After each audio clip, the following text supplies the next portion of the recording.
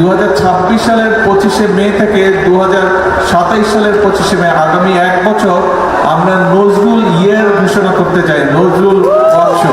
কাজী নজরুল ইসলামের 127তম জন্মবার্ষিকী উপলক্ষে এখানে আলোচনা সভা করেছি এবং তারপরে একটি সুন্দর সাংস্কৃতিক অনুষ্ঠান হয়েছে। আজকে আমি এখানে যখন অনুষ্ঠান দেখছিলাম তখন একটি বিষয় আমি চিন্তা করলাম এবং তারপরে আমি মন্ত্রী সাহেবের সাথে, সচিব সাহেবের সাথে, উপদেষ্টা সাহেবের সাথে একটু আলাপ করলাম।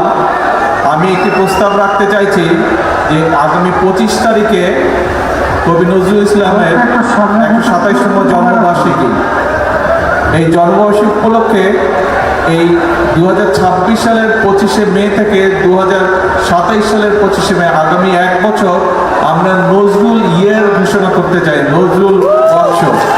এবং শুধু ঘোষণাই করতে চাই না, আমি ওনাদেরকে বলেছি যে ওনারা আলাপ আলোচনা করে আমরা নতুন প্রজন্মের কাছে কাজী নজরুল ইসলামকে তুলে ধরতে চাই এবং সেই জন্য আমি বলেছি যে ওনারা চেষ্টা করবেন বাংলাদেশের প্রত্যেকটি জেলাতে যাতে আগামী এক বছর নজরুল ইভেন্ট এরকম একটি অনুষ্ঠান হয়, যাতে করে